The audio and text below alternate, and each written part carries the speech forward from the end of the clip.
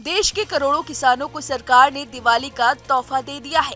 त्योहार से ठीक पहले केंद्रीय कैबिनेट की बैठक हुई और सरकार ने रबी की 6 फसलों के लिए न्यूनतम समर्थन मूल्य बढ़ाने पर मंजूरी दे दी, जिसके बाद किसानों में खुशी की लहर दौड़ पड़ी है। आपको बता दें कि 6 फसलों के लिए न्यूनतम समर्थन मूल्य बढ़ाने की घोषणा की गई है। इसके लिए सरकार 87,657 करोड़ रुपए खर्च करेगी। रबी की 6 फसलों में गेहूं, चना, मसूर, सरसों, जौ और सनफ्लावर सीड्स के लिए नए न्यूनतम समर्थन मूल्य का ऐलान कर दिया गया है। केंद्रीय मंत्री अश्विनी वैष्णव ने कैबिनेट के फैसलों की जानकारी दी।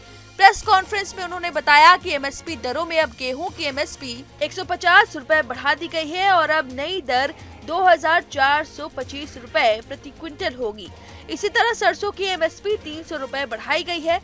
अब इसकी नई खरीद दर 5,950 रुपए प्रति क्विंटल होगी। सरकार किसानों से जिस न्यूनतम दर पर फसलों की खरीद करती है उसे ही न्यूनतम समर्थन मूल्य कहा जाता है।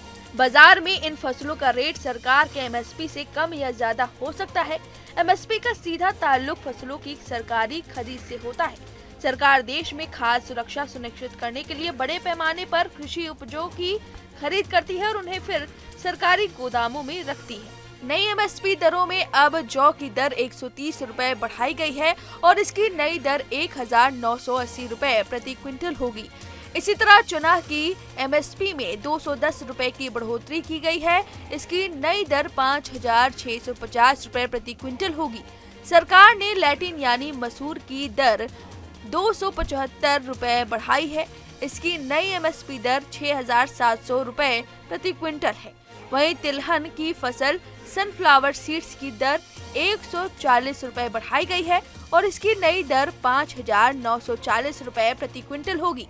इसके अलावा कैबिनेट की बैठक में केंद्रीय कर्मचारियों और पेंशनर्स के महंगाई भत्ता डीए और डीआर में 3% की बढ़ोतरी करने का फैसला किया गया है।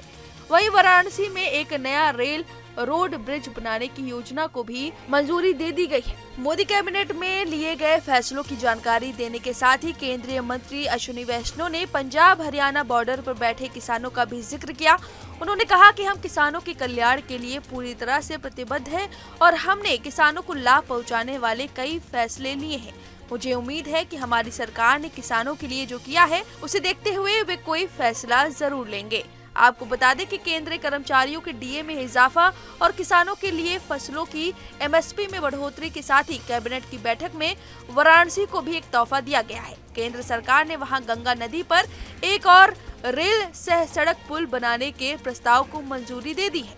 केंद्रीय मंत्री अश्विनी वैष्णव के मुताबिक इस परियोजना पर करीब 2,642 करोड़ रुपए का इन्वेस्ट किया जाएगा। अब जिसे नहीं पता उन्हें बता दें कि एमएसपी वह न्यूनतम समर्थन मूल्य होता है जो सरकार किसानों को उनकी फसलों के लिए सुनिश्चित करती है। साफ शब्दों में समझे तो ये वो प्राइस होता है जिस पर सरकार किसानों से उनकी फसल की खरीद करती है। इसका उद्देश्य फसल की कीमत में उतार चढ़ाव में किसानों को नुकसान से बचाना होता है। इस तरह से दिवाली से पहले मोदी सरकार ने लगातार किसानों को खुश करने की कोशिश की है और योजनाएं दी है। वहीं अभी पीएम किसान सम्मान निधि से भी किसानों को खुश किया है। दिवाली से पहले मोदी सरकार की तरफ से ये किसानों के लिए बड़ा बम्पर तोहफा है, जिसे सुनकर किसान बेहद खुश हैं। अब इस खबर पर आपकी जो भी राय है कमेंट करके जरूर बताएं।